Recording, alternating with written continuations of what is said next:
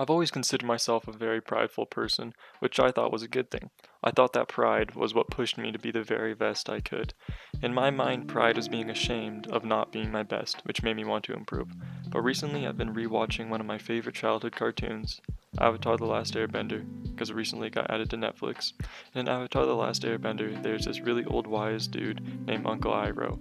Iroh is basically on track to become the king of the world. He was one of the strongest alive, but he gave all that up to allow himself to better himself through humility. This is the quote that he gave to his nephew. Pride is not the opposite of shame, but its source. True humility is the only antidote to shame. And this quote is the exact opposite of what I always believed. To Iroh, pride causes shame, and our humility lets us improve and get rid of that shame. While I thought humility causes shame, and our pride is what drives us to improve and get rid of that shame. Now, as much as I love Uncle Iroh, I seek to figure out which one was really right. Is pride bad, or is it good? And where better to look for the answers than the two biggest books I know, the Bible and the dictionary.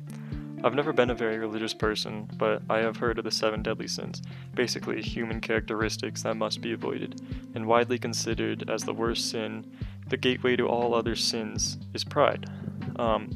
This is the definition of pride according to MSGR Charles Pope. Pride is inordinate esteem for one's own excellence. It is a habitat or vice that disposes us to think more of ourselves than we ought. There is a proper esteem we should have for ourselves, but it is rooted in an apprehension for the gifts we have received from God. In both the Bible's and our eyes, pride is thinking that you are better than you are the best and have nowhere left to go. But that's just ignorance, not pride. They are confusing pride with ignorance. Being arrogant is having or revealing an exaggerated self of one's own importance or abilities. Pride is a feeling of deep pleasure or satisfaction derived from one's own achievements. Pride isn't ignorance. Back to my view of pride. As something inside yourself that drives you to be better and better. Pride is knowing that you are never at your best, but always pushing yourself to be the best. During the cross season, my coach would always bring us together before practice and read us a quote about sportsmanship or leadership, or just lacrosse in general, and would ask us, the athletes, to explain how we view that quote. And every single day, would raise his hand and somehow relate every single quote to his imaginary mountain called Mount Warner. Mount Warner was this mountain that everybody is climbing on, everybody in life, and pretty much the purpose of life is to try and reach the peak of this mountain. Only there is no peak. It goes on forever. And if you think you see the peak, if you think you reach the peak, it's only a false peak and you still have much farther to go, and you just keep on climbing. Mount Warner is exactly how I think of pride. Maybe Mount Warner is what influenced my ideology of pride. Okay. I may have lied a little. Pride is sometimes external as well. Sometimes you need to prove yourself to other people that are underestimating you or insulting your pride. But they insulted your pride and you have something to prove. You aren't being ignorant, you don't think you're better than somebody else, you just have something to prove. And probably the best example of this ever happening in history was during World War II with the Japanese internment camps and the Japanese soldiers in the 44nd.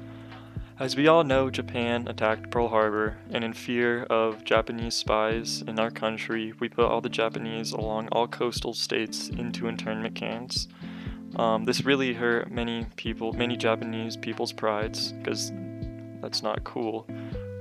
But once the Japanese front of the war was over, we let the Japanese out of the internment camps, and almost all of the young men in the internment camps signed up to fight for our country, even after what we just did to them. Of course, this was when there were still segregated units, so all the Japanese young men were put into the 44nd, and this unit had something to prove, and they proved it alright.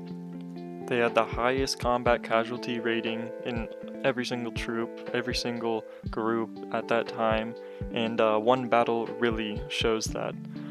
This was at the time where the Germans were posted up at the Gothic line, and it was a 6-month-long stalemate. In the 44nd, they did what no one thought was possible. They did what no one even considered.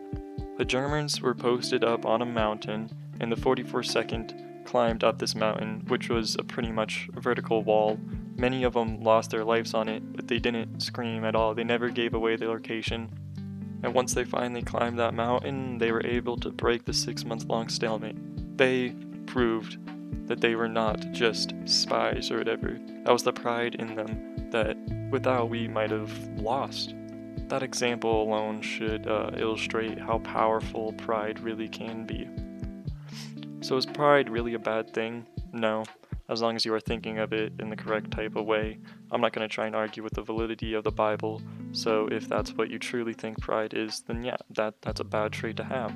But if pride is something inside yourself that pushes you further and further, makes you the best human you can possibly be, then that's the best trait any human can possibly possess.